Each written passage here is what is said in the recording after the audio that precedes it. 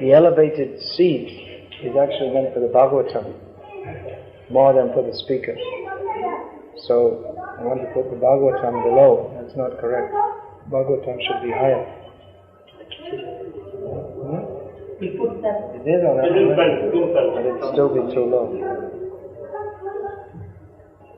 Srimad Bhagavatam, Canto 7, Chapter 5, Text 5, translation and commentary by His Divine Grace Srila A.C. Bhaktivedanta Swami Prabhupada, founder Acharya of ISKCON.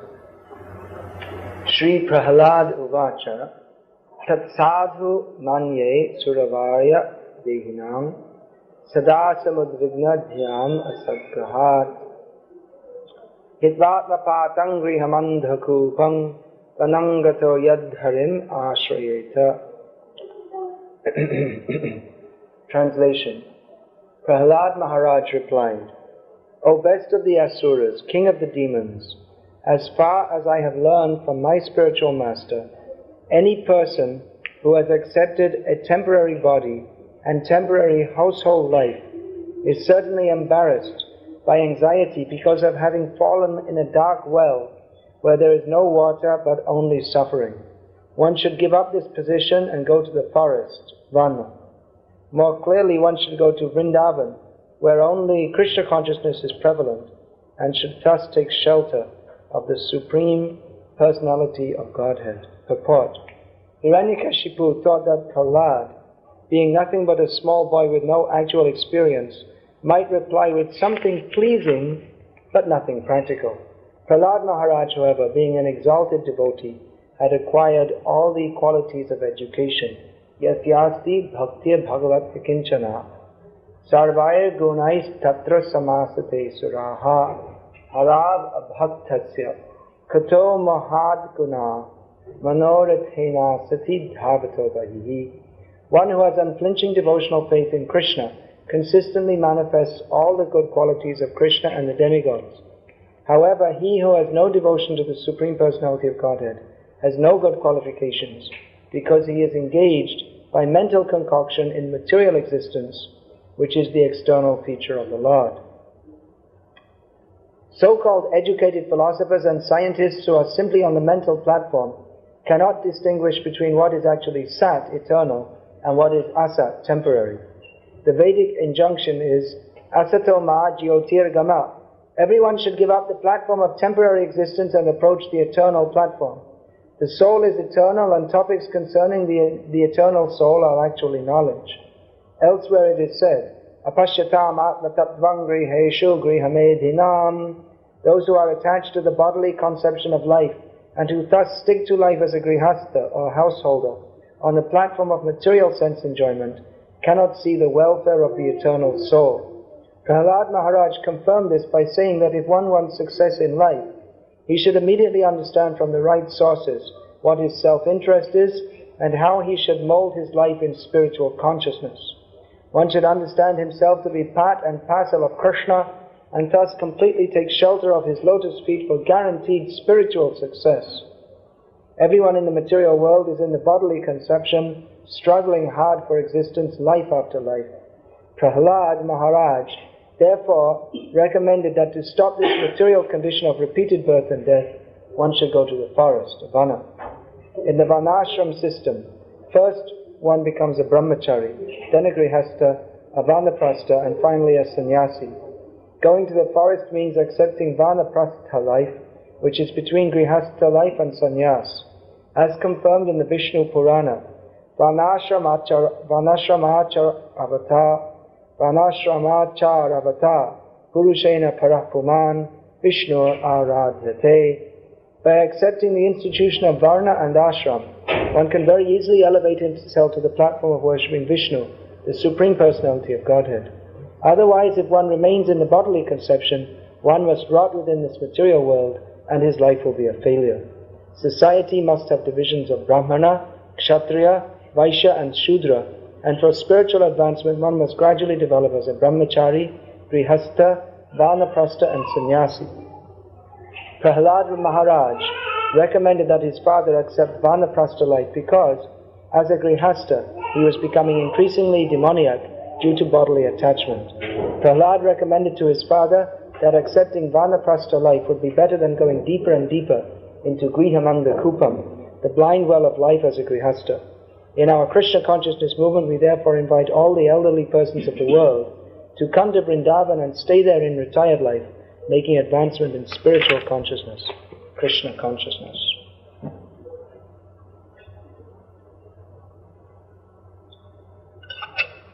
This important verse of the Srimad Bhagavatam is spoken by Prahlad Maharaj when he was a 5-year-old boy, and was asked by his father, Hiranyakashipu, that what is the best thing you have learned?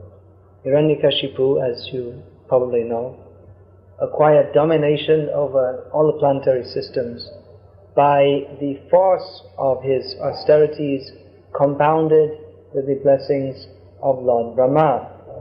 And having done that, he carried on life as a typically materialistic person.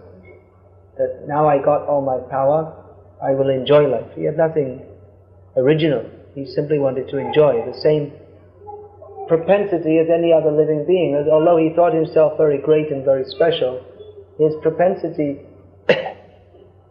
was simply the same as any cat or dog or any ordinary person. He wanted to enjoy material life.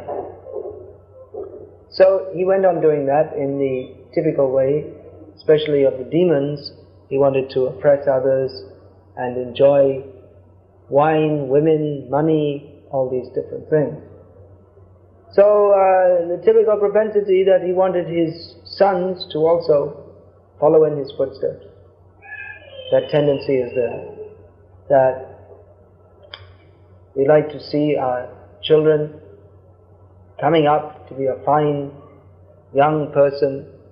Hiranyakashipu, being a demon, wanted his son Prahlad also to be a good, respectable demon, worthy of the family name, who could perpetuate all the activities of the demons, such as enjoying wine, women, money, oppressing the demigods, and all these laudable activities in the eyes of the asuras, the demons.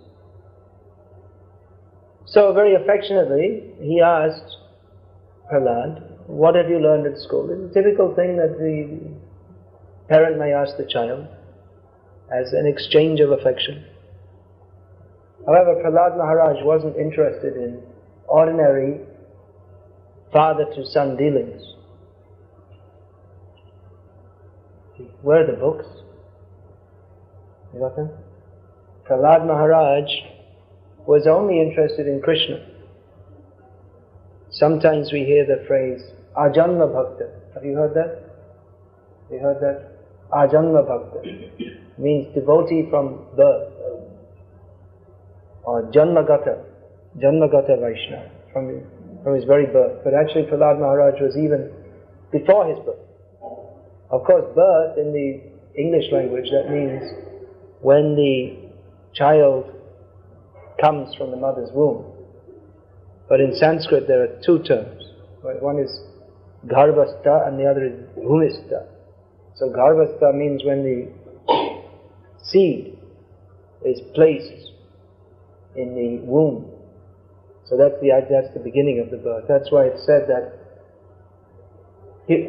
of the two sons of Diti, of course she had many sons, but these were the first two, twin sons.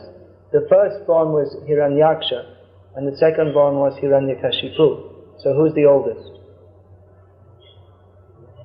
Hiranyaksha. No, Hiranyakashipu is the oldest. Because the semen of, who's the father? Kashyapa Muni. The semen of Kashyapa Muni, that there were 2 drops. So the first one became Hiranyakashipu, and that was then the next one which came afterwards became Hiranyaksha. So the one which came afterwards came out first. Just like if you put all your baggage in the dicky of the car, the one you put in first comes out last. So in this way Hiranyakashipu was oldest. But oldest means it was only a few minutes difference. But he was oldest because he was Garbhastha, the Shukra, the semen was placed in the womb first, So there's Garbhastha and Bhumistha. When they actually come out onto the Bhumi, they become out of the womb. So that's birth. But actually the real birth is from the time of conception, which makes sense actually. Now they have debates in the Western countries about abortion. At what age, you see, they say you shouldn't have abortion after 3 months or something like that, because they say there's a child within the womb, life has begun. But actually life begins at conception. Otherwise, if there's no life, then how is the embryo growing? So the real birth is at the time of conception. So when we say Ajanma Bhakta, actually in this case it means that Prahlad Maharaj was even from within the womb. From that time, he was a devotee by the grace of who? Lord Vishnu, but how was that manifested? By the grace of Narad Muni. Just like in Hindi, well, we say His Divine Grace Srila Prabhupada. So that's translated as, in Hindi. Have you seen on what they write on the books? Do you have any Hindi books? How do they write it in Hindi? Can you remember? Not many Hindi speakers here. Krishna Kripa Sri Murti. It means His Divine Grace means the personification of Krishna's mercy. So Narad Muni, when he said that yes, how did he become Krishna conscious even within the womb? By the grace of Krishna. But how did that grace come to him?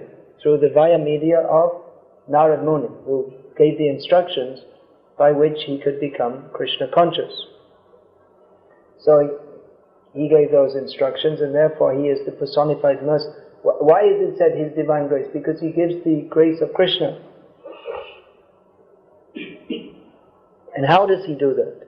It's not simply blessing machine. Ashirvad, Ashirvad, Ashirvad. But the mercy is by giving instructions. That's how the mercy comes.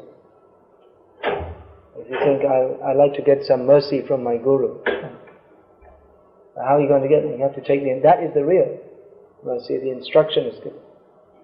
The whole purpose of the guru-disciple relationship is Divya Jnanam Yato Dadyat, to give Divya Jnanam, to give transcendental knowledge. And other things are there, just like you very kindly conducted this Pada Puja, worshipping the feet, and there's so many niceties, bowing down, offering obeisances. This is the traditional Vedic culture. We don't know how long it's going to go on, and so many things have worn down in Indian culture. Of course, this Krishna conscious movement, one of the purposes is to spread Vedic culture by which Krishna consciousness can grow, despite the strange ideas of some people within our movement who think that Krishna consciousness has got nothing to do with Vedic culture. But actually this is, all these things, this is part of Vedic culture, to bow down before a sannyasi, to wash the feet, all these things. But these things, they don't have really very much meaning unless we are prepared to hear and take the instruction. We see there are many groups, religious groups within Hindu religion, who they do all these things very nicely. They receive their guru, they wash his feet, but then either they don't care for his instruction, or whatever instruction he gives, it's better they don't care for it because it's such rubbish. So the culture may be there, but the essence of Vedic culture is stated by Krishna in Bhagavad Gita. What is that? What is the purpose of the Vedas? Who knows that? One line, very important line. Understanding. What's the line in Sanskrit? Vedaischa saver aham eva vedyaha aham eva vedyo. You say vedyo, if you say the next line. Aham eva vedyo vedan, because it becomes, otherwise if you say aham then vedyaha. Anyway, it's minor point of Sanskrit. So the whole point of the Vedic culture is to understand Krishna. Therefore, if you do all these Vedic cultural points but we don't worship Krishna, then we miss the point. It's still better to follow Vedic culture than not, but The real point is to understand Krishna. So, Narad Muni instructed Prahlad Maharaj, and therefore Prahlad Maharaj was fully interested in Krishna consciousness. That's half the reason. Narad Muni instructed Prahlad Maharaj, and therefore he was fully absorbed in Krishna consciousness. That's half the reason. What's the other half? Can anyone think? Krishna's mercy already said, Narad Muni is speaking. What's the other half?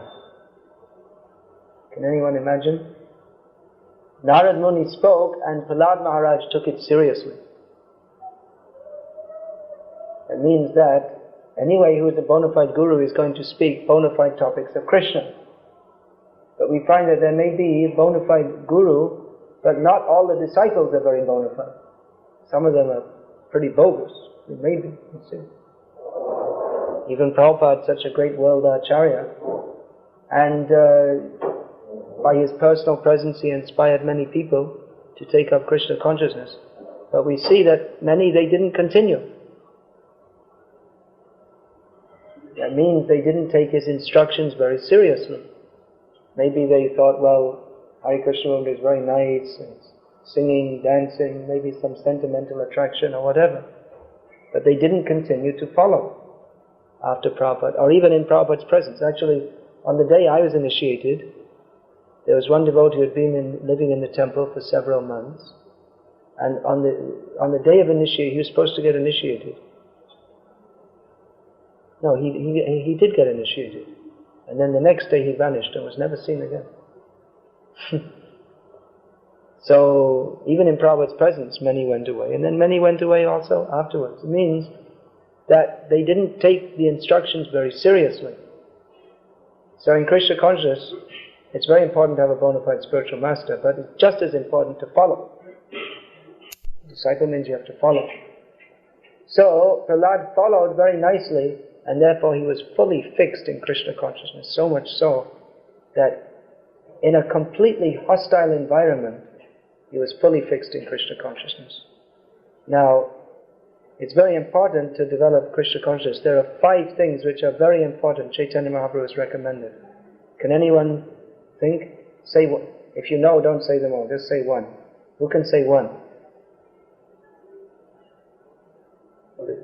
What are the 5 items that are very important for becoming Krishna conscious? Chaitanya Mahaprabhu said. No, that's 6 symptoms of surrender. There are 5 processes of devotional service which are very important. Well, bhakti, we're talking about bhakti, but within bhakti there are so many different processes, such as, those are 9 processes of devotional service, but Chaitanya Mahaprabhu has recommended 5. You don't know this, alright, I'll tell you. Sadhu Sangha Nama Kirtan Bhagavat Shravan Mathura Vas Shri Murtiya Shradhai Shevam. He recommended 5 things. The first is Sadhu Sangha. Second, Nama Kirtan. Third, Bhagavat Shravan.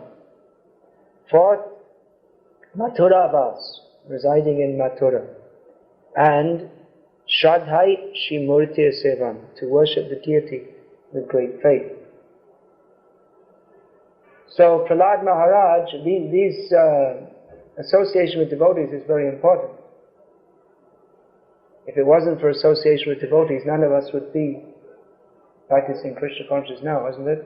Even if you get the books and everything, without association it's very difficult to be Krishna conscious, to keep up the spirit. That's why we see it's not unusual that people who take to Krishna consciousness in great enthusiasm when they come to the Gulf, when they go back to India,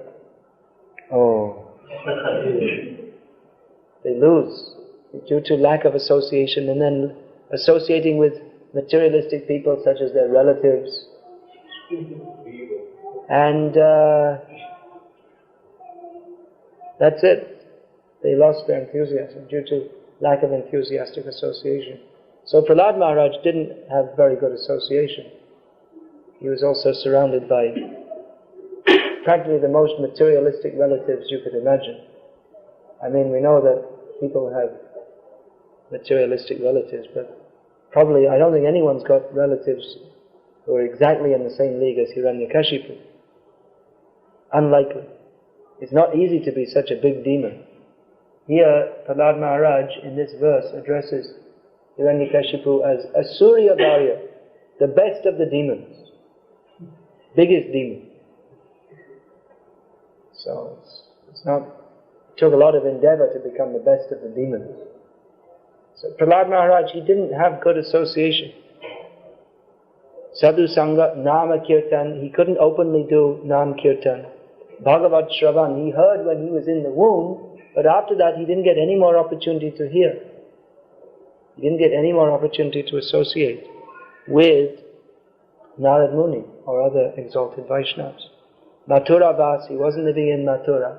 He was living in the palace of the demons. And Shraddhai, Shrimurtiya Sevam, he had no opportunity to worship the deity.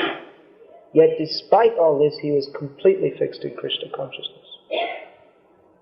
Therefore, elsewhere in the Bhagavatam, Narad Muni, his own guru, describes him as Maha Bhagavata Mahan.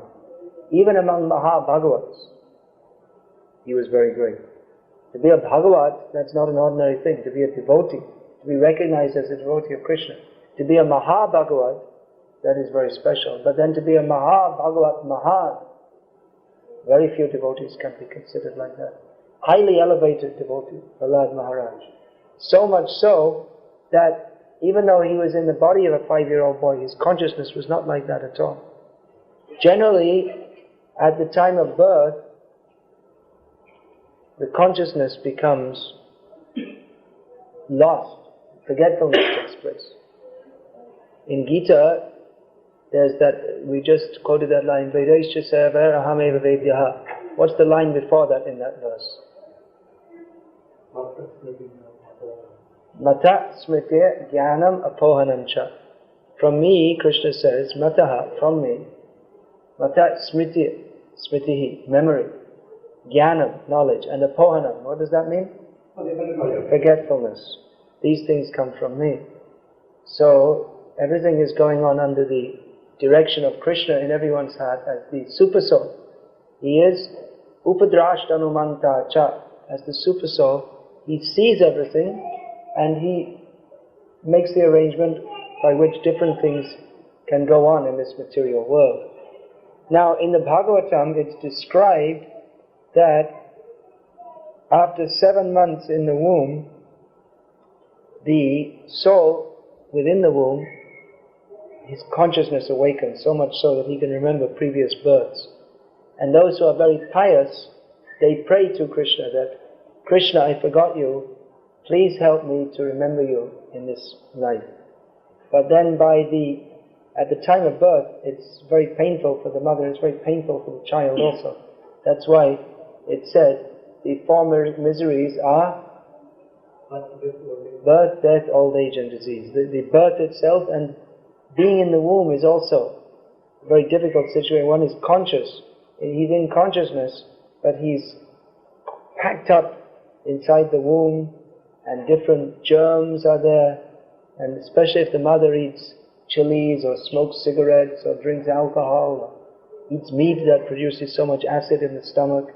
So the child is burned and scalded, a very painful situation. So the child is praying like that, but then he loses consciousness. But Prahlad Maharaj, by the grace of Krishna, didn't lose his consciousness of Krishna. He remembered, so that he didn't become like a normal, foolish child. Generally, don't mind children, but generally children are considered foolish because children are like animals in the sense that they're uncontrolled and they don't know what. Even an animal can be trained, but a young child, especially a young baby, they have no idea. A newborn baby can't recognize anything. They just pass stool without any control. Today, one lady brought me her 13-year-old daughter. She brought the 13-year-old daughter to see me, who was mentally retarded and hyperactive. It's a difficult combination for the mother, because she just like a young baby, grabbing things, putting in the mouth, kicking this and that. So a young child who is not trained is just like an animal, unintelligent. But Prahlad Maharaj wasn't like that. Prahlad Maharaj kept his consciousness of this very elevated philosophy, so that when Hiranyakashipu asked him, "What have you learned?" he thought he might have learned that 1 + 1 = 2, something like this. But what did Prahlad Maharaj say? What did he say? That what philosophy he is speaking. Any person who has accepted a temporary body and temporary household life is certainly embarrassed by anxiety because of having fallen in a dark well where there is no water but only suffering. What? I mean, even you'll find big philosophers, they're not speaking such things. What to speak of a 5-year-old boy? 5-year-old boy, what does he know about family life being full of suffering and anxiety? He doesn't have experience, but he's learned by hearing from his spiritual master. He says, Tat sadhu manye. I think this is very good. You ask me what I thought is the best thing I learned. I think this is good. Asurya Bharya, O king of the demons, O best of the demons. Dehinam, those who have accepted material bodies, sada samadvigna dhya. Their intelligence is always harassed by so many different anxieties. Full of anxiety. This is the material. In material life, everyone is full of anxieties. From Brahma down to the little worm, everyone is full of anxiety. The worm is anxious when the bird will come and get me. The bird, have you seen the bird? Of course you won't see in Dubai because there's no such thing as soil or worms living in there. No. But the worm, the bird is going and finding the worm on the ground and is pulling out of the hole. Have you seen that? How they pull the worm out of the hole? They find the worm in the ground and they pull up. But even while they're taking it up, they're looking here and there, that some other animal won't come to get me. Always full of anxiety. Simply full of anxiety. So this is the material position. Sada samudvigna dhyo asadgraha. Because they have accepted that which is temporary to be real. Because we think that I am the body, just because of that we are full of anxieties. At the very least the anxiety is there that I have to die. In the back of everyone's mind there is always this anxiety. And so many other anxieties. We're afraid, what will others think of me? This is very much exacerbated by the modern society in which they promote the bodily concept of life more and more. That it's very important how you dress, what you look like. If you're a man, your body should be a lot of muscles and very strong. And if you're a woman, you have to see how much makeup and lipstick and so many things. So much attention is given to the body. Hairstyle. When I first came to India, there was no such thing as hairstyle. It was just simply the men, their hair was like this, and they cut it every so often. Even that's westernization, otherwise traditionally they should be shika. Or otherwise long hair and tied up. And for the women, there was simply this shimanto, the parting and tied with one braid, choti. And then now they've invented so many, not invented, they've aped the West with so many things. So many hairstyles and so many passions. Lipstick, makeup, so many things. Something for the lips, something for the powder and cream for the face, for the eyelashes, for the eyebrows. So many perfumes, aftershave, so many different things.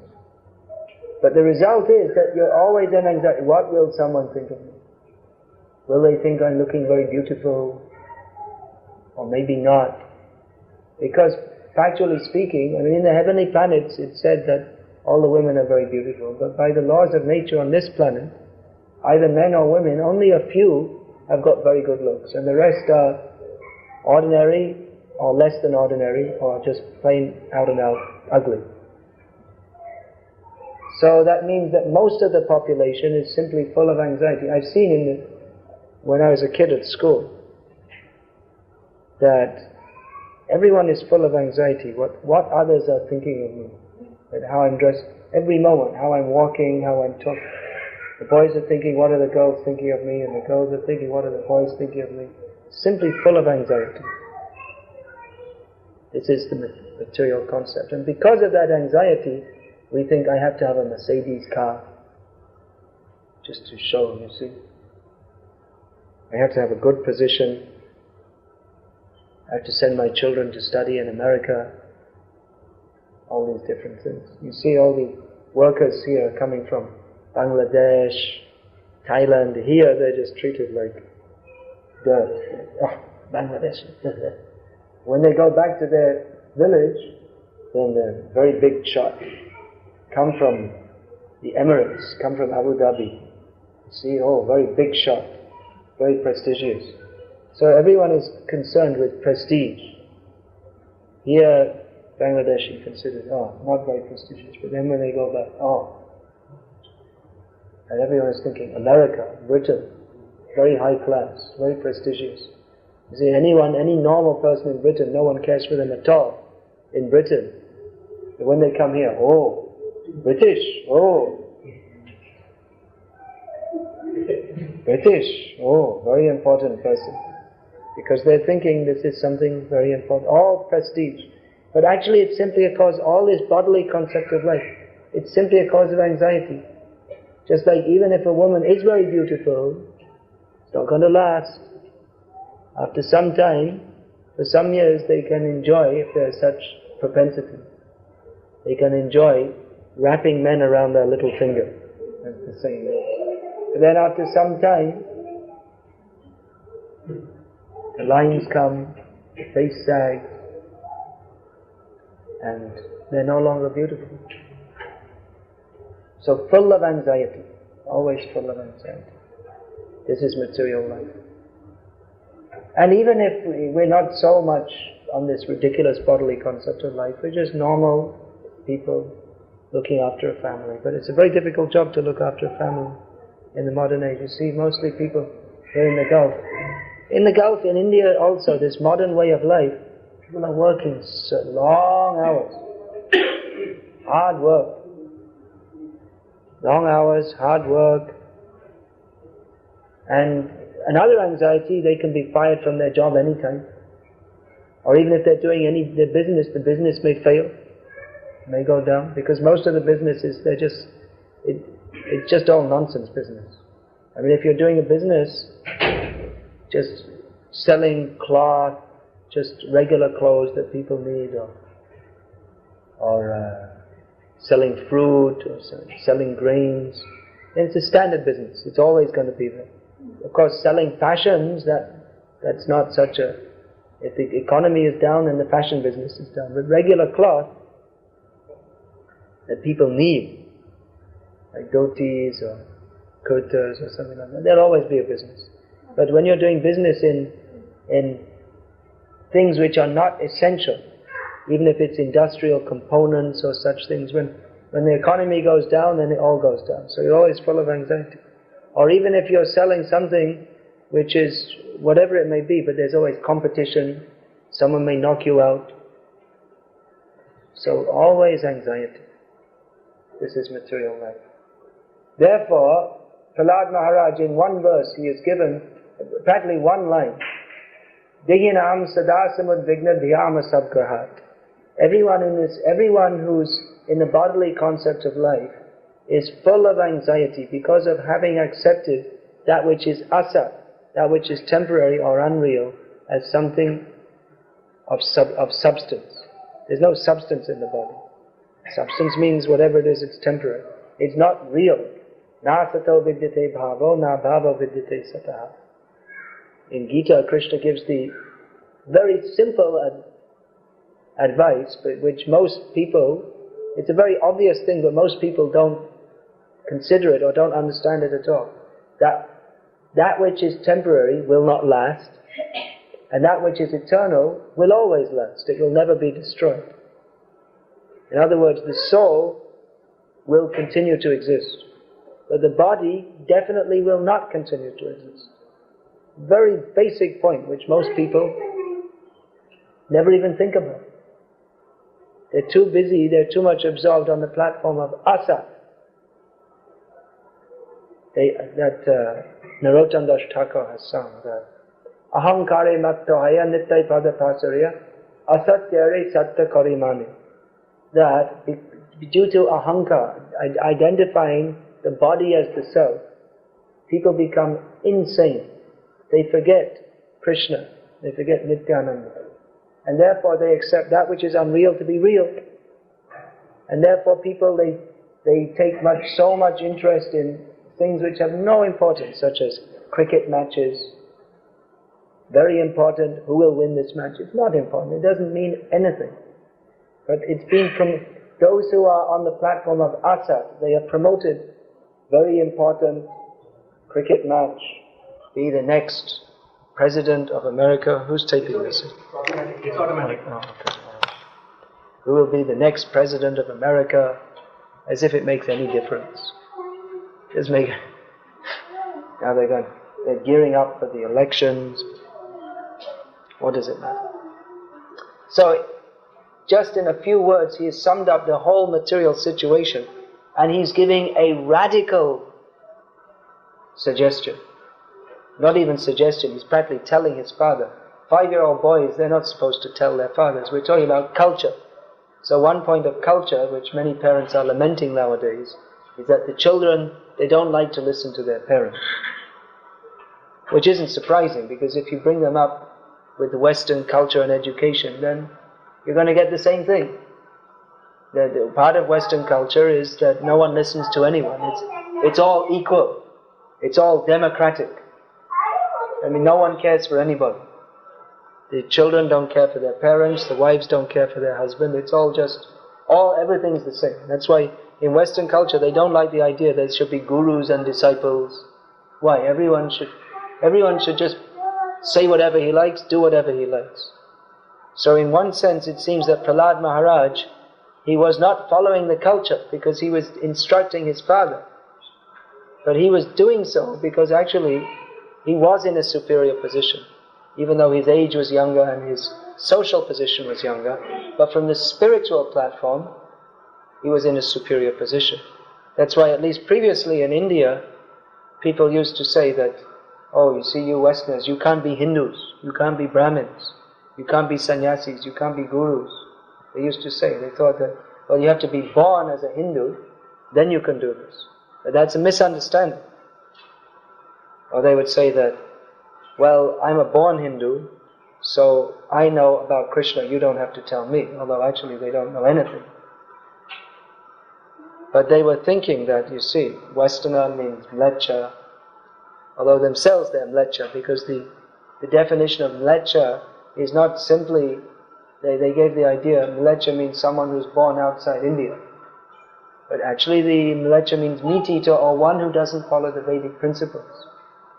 So they themselves are not following, they're simply thinking, I'm following, but they're not following.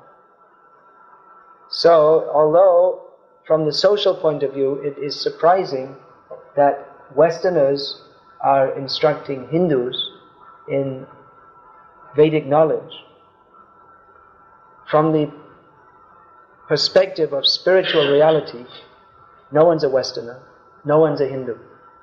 Spiritual knowledge is to be imparted by those who have it and received by those who don't have it.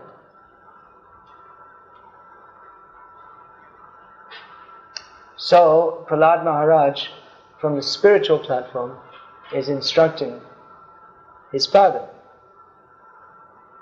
We find in the pastimes of Chaitanya Mahaprabhu that there was Mukunda Datta and Vasudev Datta, who were brothers.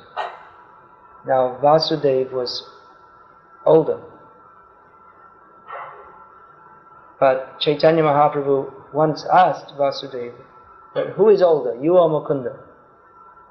Which is a strange question when he'd known them since childhood. Who is older? Vasudeva said, Mukunda is older, because he came to Krishna consciousness first.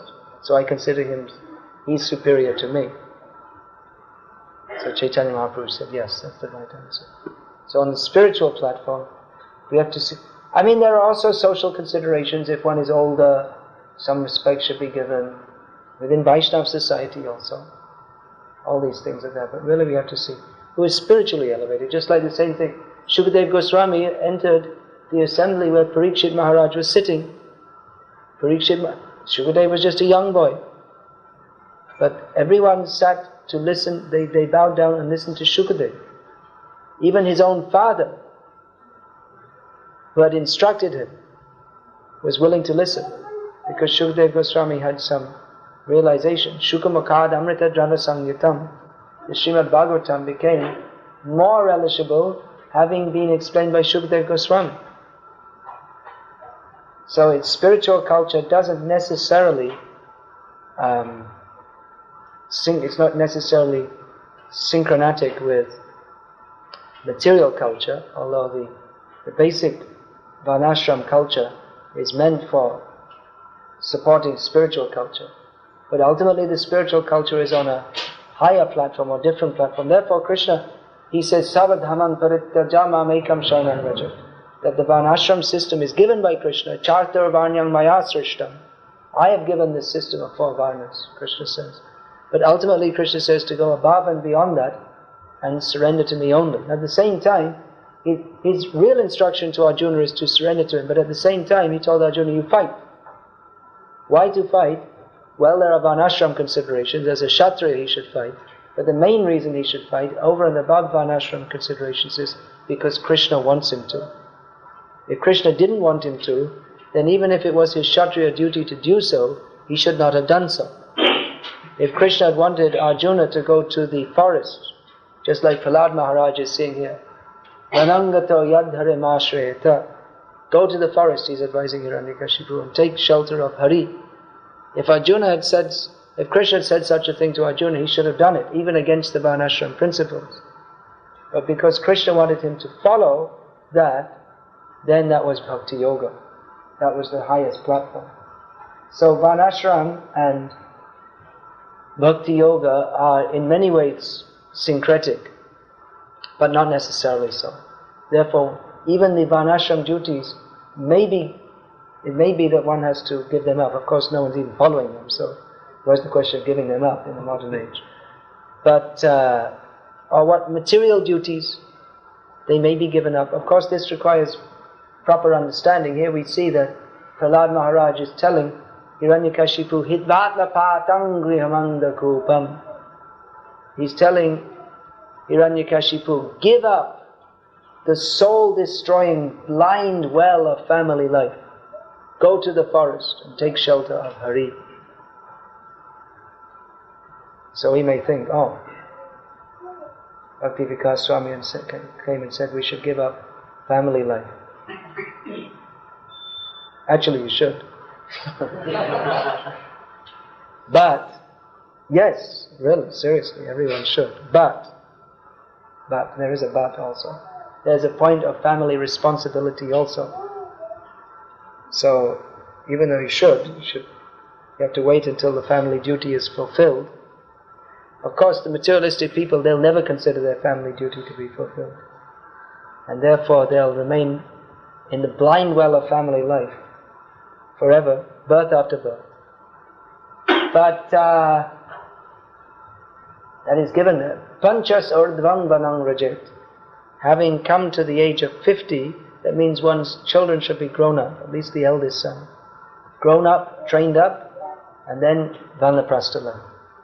So that system is there. Of course, even in youth, if one really has a strong sense of renunciation, he may do so, but then you have to consider children are there. Better to cultivate renunciation along with the family duties. So, Prahlad Maharaj is giving instruction here that give this up, get out. You're in Maya. He's telling his father, you're in Maya, you're in illusion. You should be Krishna conscious. Children can also do that. I mean, if children are Krishna conscious and their parents are not, they can always say, it's not that Krishna conscious always is the main, or is the main consideration. That's why we hear that the husband is supposed to be the guru to the wife, but sometimes it's round the other way. Actually, many times. That the wife is telling the husband that, come on, chant Hare Krishna, get out of Maya, like this. So whoever's got Krishna consciousness can say to others. Of course, Prahlad Maharaj is very bold. He was an innocent 5-year-old boy. He didn't think what is the proper etiquette or any such thing. He directly told what is the situation. That Grihamanda Kupam is a blind well. Blind well means just like in a field sometimes there is an overgrown well. The well is not very big, but it's been abandoned and the grass has grown, the long grass has grown, so you can't see it. And you may be walking in the field and you'll fall down. And there's no water. Why is it abandoned? Because there's no water. So you simply fall and break your head. So this materialistic family life is compared to that. Of course, family life in Krishna consciousness, that is wanted. But at the same time, we should consider that the tendency in family life is to increase the bodily concept. Therefore, grihastas in Krishna consciousness should be very careful that their family life is actually Krishna conscious and Krishna centered.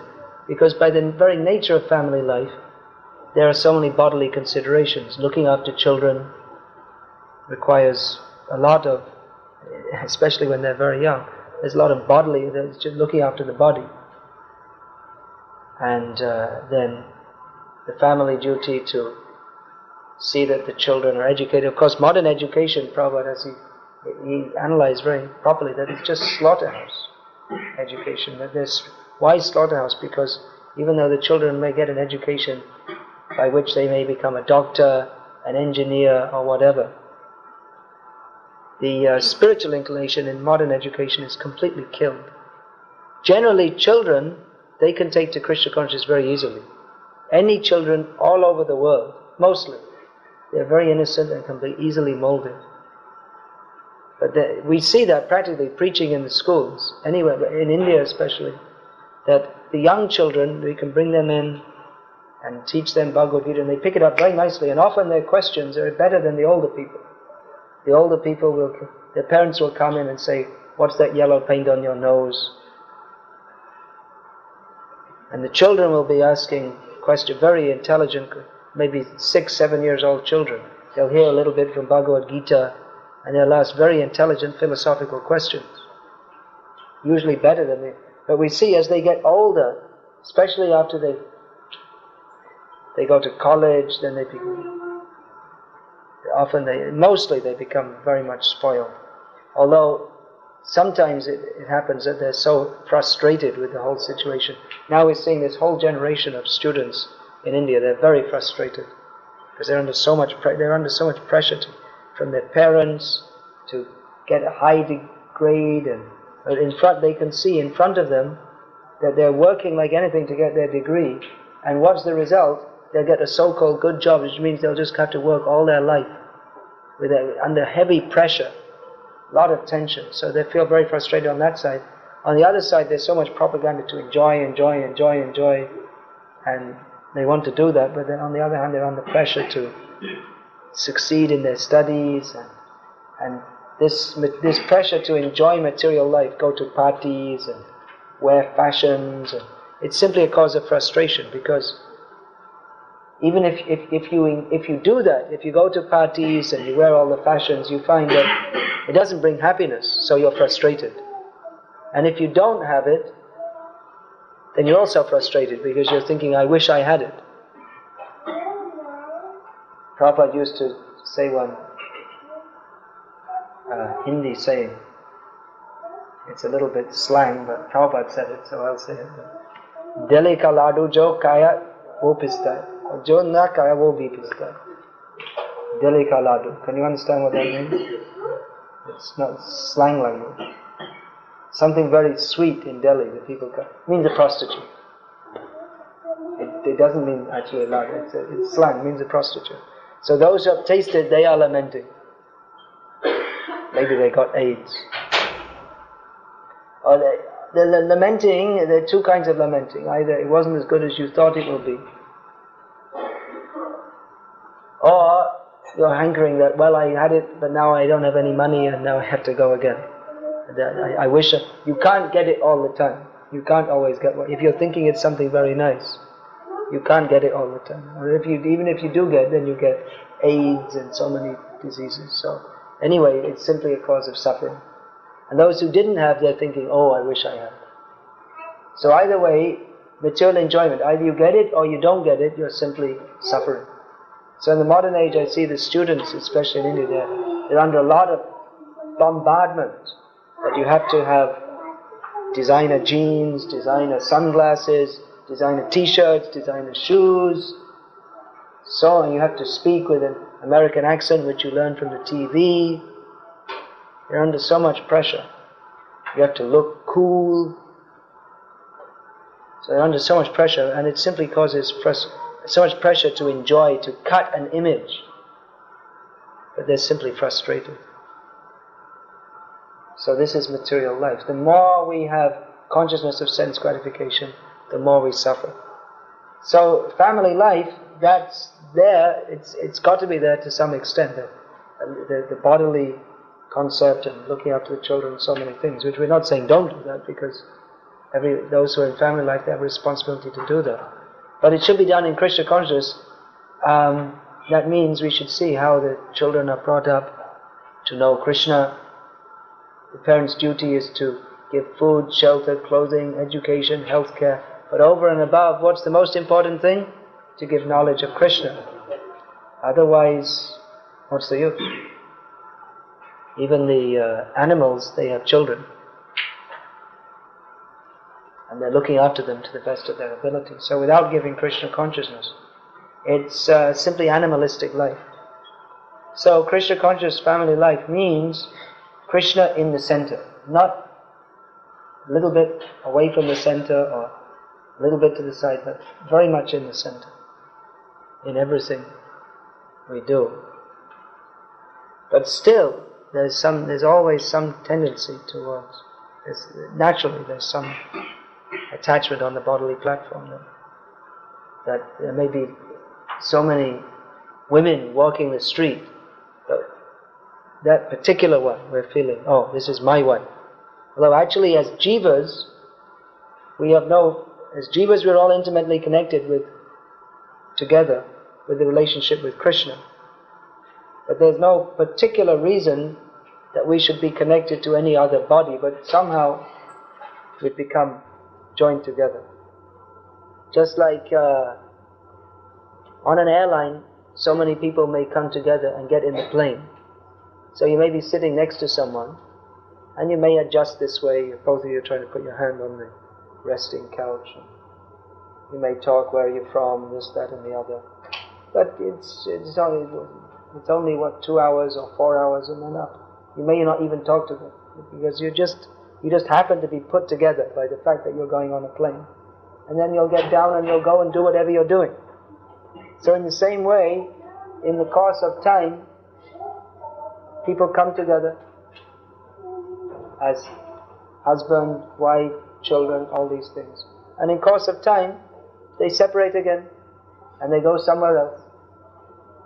Another example, that there may be little twigs in the river, and in a big river, in the Ganga, in the rainy season, so many pieces of wood will be washed up. They'll come together, and then they'll some big wave, and then they'll all part again, and then they'll scatter, and with other pieces of twigs, they'll all come together and form different groups.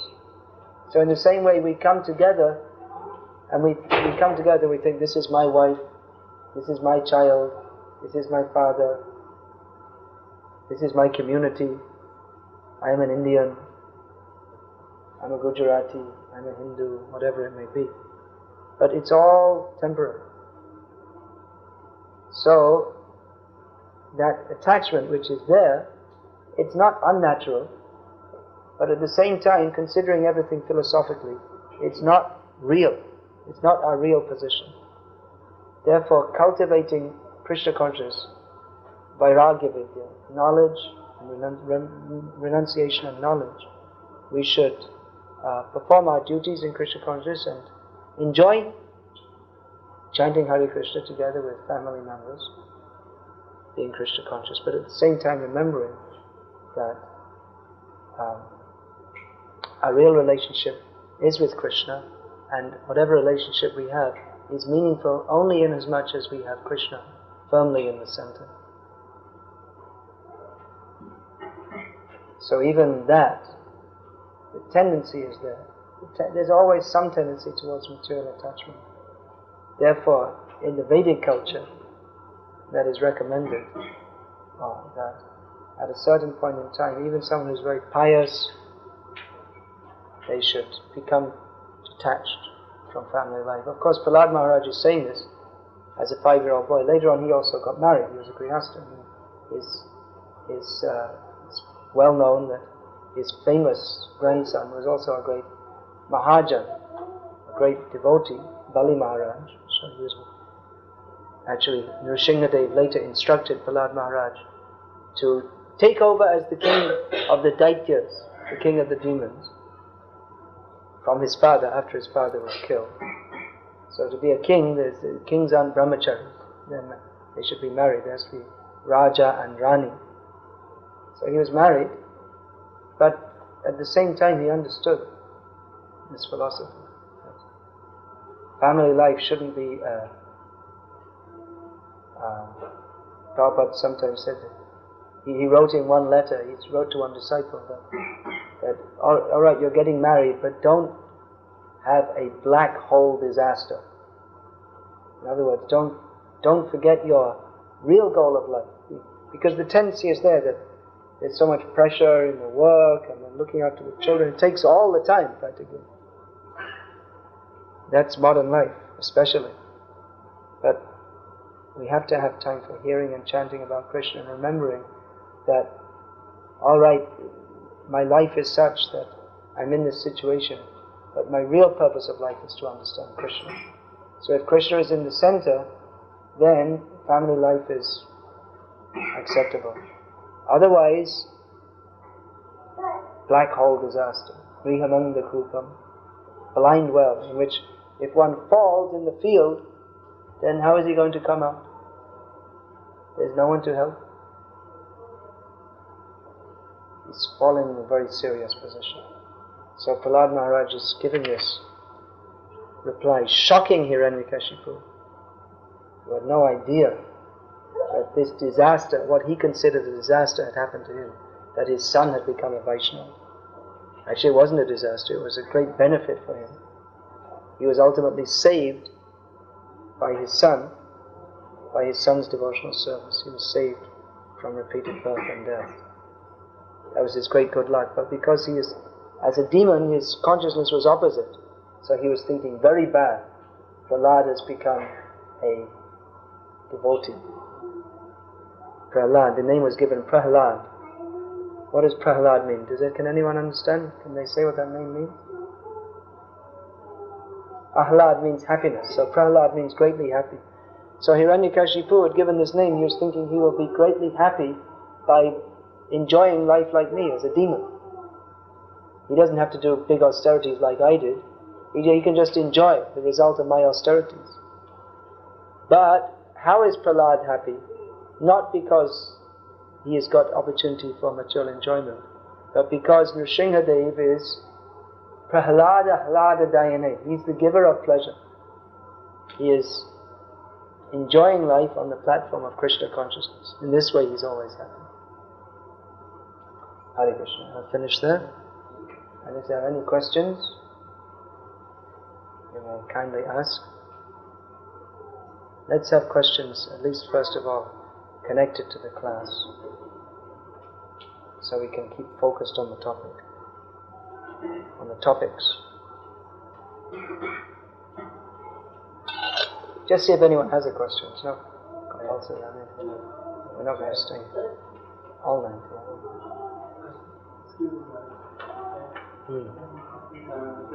I saw you there in Vrindavan, just at the Tulsi Aarti, but I didn't see you afterwards. You must maybe went out for parikrama or something afterwards? No, Maharaj, I returned from office at 9 o'clock. No, I'm saying in Vrindavan. I said. Yeah. In the Tulsi Aarti, I just saw. Immediately after Tulsi Aarti, we left for Delhi. I see. Because next day we had to come back to our You just came to Vrindavan for one day, the day before, was it? Because I left before the kirtan finished, and then. Yeah, after Tulsi Aarti, I was trying to locate you, but I couldn't locate you, and we were in hurry. I had to rush off also. Yeah. Anyway. Nice to see you again. Hare Krishna. So what's the question anyway? We're after the social niceties. What are the spiritual realities we have to discuss? Krishna says that I spoke the Bhagavad Gita, the sun god Vivasvan. I'd like to take first of all any questions which relate to topics in the class. Is this related? It's not related. Okay, so let's see if there are any. Are there any questions first of all related to the topics in the class? Because then we can keep one train of thought, and then afterwards we can go off anywhere else. Any questions like that? No. Okay. All right. So Krishna says, I spoke to Vivasvan. The sun god Vivasvan and the beginning of the age. But No, he didn't say that at the beginning of this age.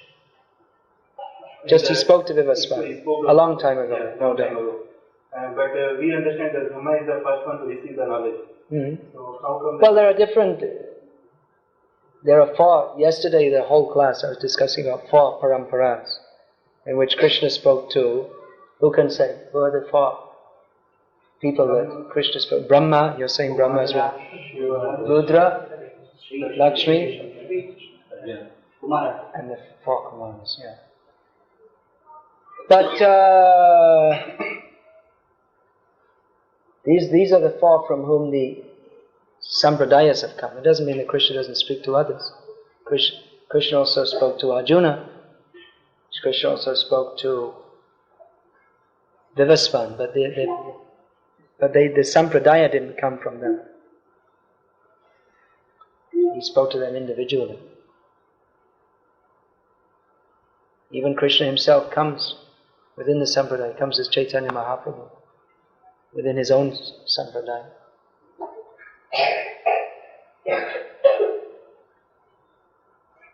So it's not necessarily that when Krishna speaks to everyone, that means that the whole sampradaya develops from that. We find in Bhagavatam, Krishna spoke so many things to Uddhava, who was then supposed to give that knowledge to the sages at Badarikashram. So I guess that could be called sampradaya, but not. Well, that's parampara, but no sampradaya developed from that.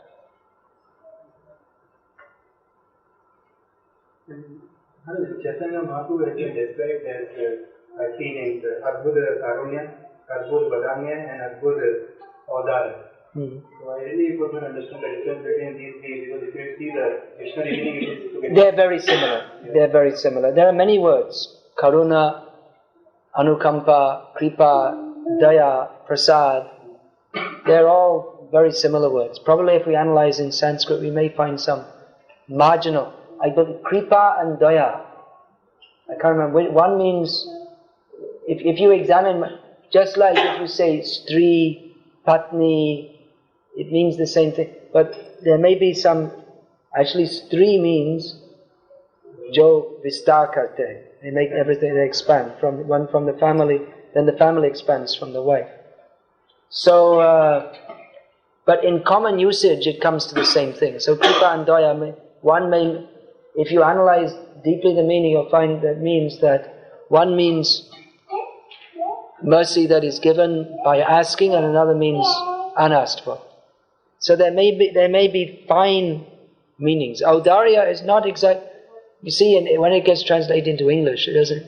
English is not a language meant for all these fine philosophical points. English is meant for eating, sleeping, mating, defending, colonizing, and all these kind of things.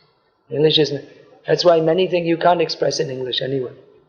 Audarya, that means It comes from the word udar. That's not exactly the same as karuna. It means liberality, magnanimity. Prabhupada has translated that.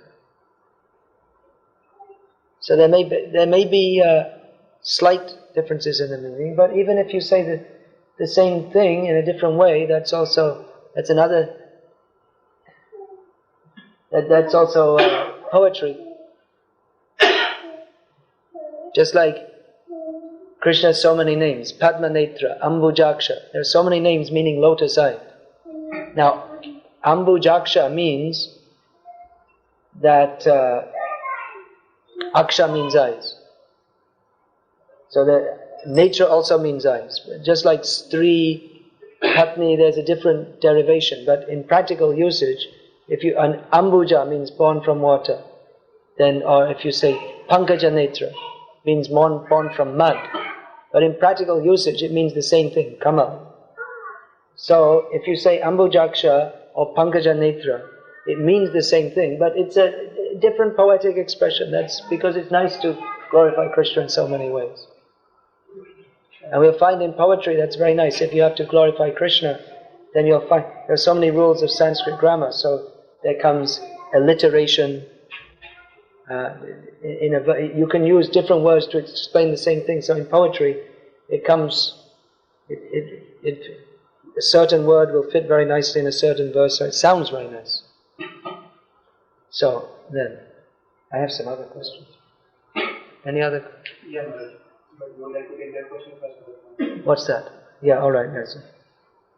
Elsewhere, it is mentioned that if you chant the Harinam jokingly, with or without concentration, the effect is the same. One of the 10 offenses is chanting inattentively as an offense. So this appears to be contradictory. Well, no, that's described namabhas. There's what is that? Hela means to chant neglectfully. That means without any proper attention. Hela, Stobha, Sanket, and Parihas. Yeah, these 4 things. So you may chant neglectfully, joking, to indicate something else, or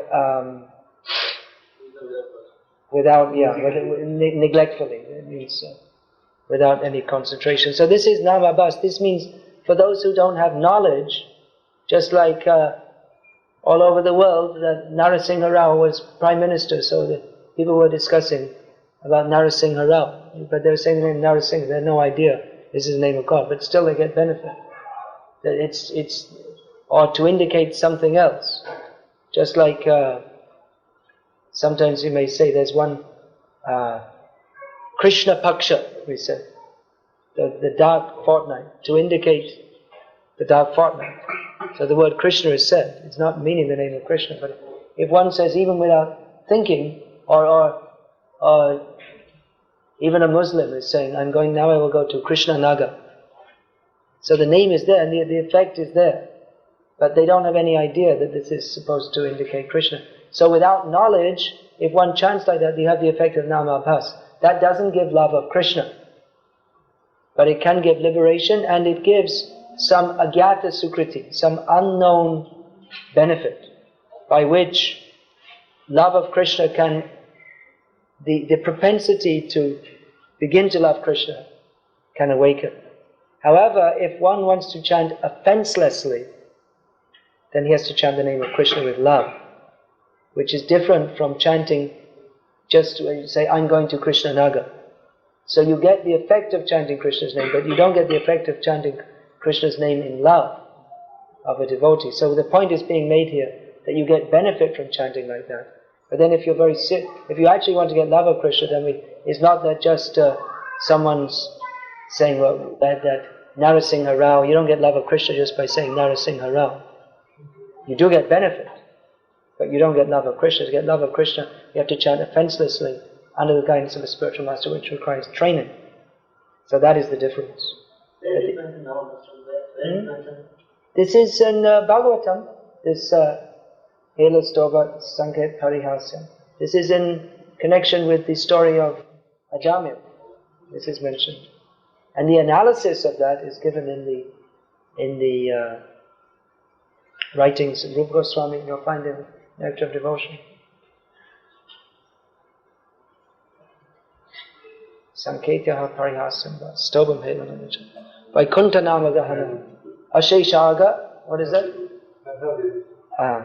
Asheshaga harang viduhu. The learned people say that even by this, even by neglectfully or to indicate something else, or in joke, or as a name, if you say, that can take away unlimited sins. That is the opinion of learned people. But you don't get love of Krishna. It doesn't say you get love of Krishna by chanting like that.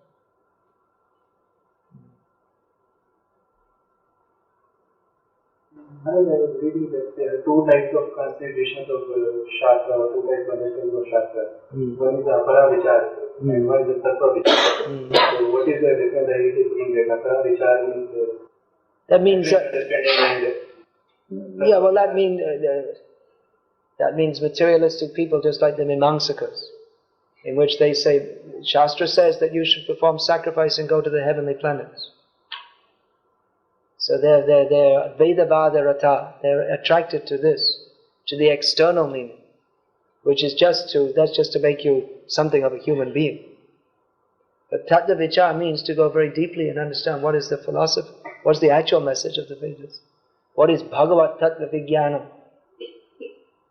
So that means those who take very lightly the Apara Vidya, they're on the material platform. It means materialistic Vichar.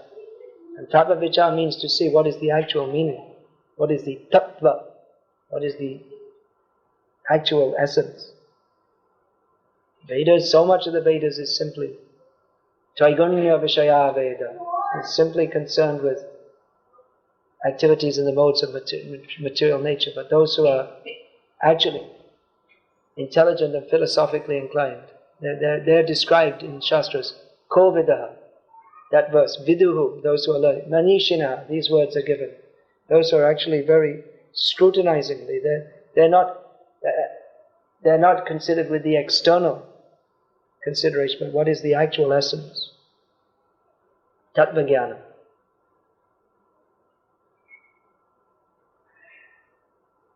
Yajchinvatam rasagyanam swadu swadu pade pade. Those who are concerned with the real tattva, the ultimate tattva is the rasa. So, those who have heard that, those who have taken that up, they're relishing it at every step. One of the Guru is called Ashraya Vigrah Bhagwan, and Krishna is called Vishaya Vigrah Bhagwan. So in relation to Guru, Vishaya Vigrah Bhagwan, I think is the object of worship. But Ashraya Vigrah Bhagwan, in what context Ashraya? Will be able to take a shelter Guru or? Yeah, he gives Ashray. He's also the Bhakta Bhakti Rasa Patra. He's also the Bhakti Ras is in him. Krishna can also be considered Ashray, in as much as definitely Krishna is, we have to take shelter of Krishna. But in this context, it's that Krishna is the subject of love of God, and the devotee is the patra, or he's the receptacle. The love of God is in him. That's why Krishna himself sometimes takes the position of his devotee, to understand what is the subject of love of God that my devotees are so much anxious for. Krishna sometimes takes the position of devotee so that he can experience love of Krishna. He is the object of love of God because he is God. So to experience love of God, he has to take a different position, that of the devotee.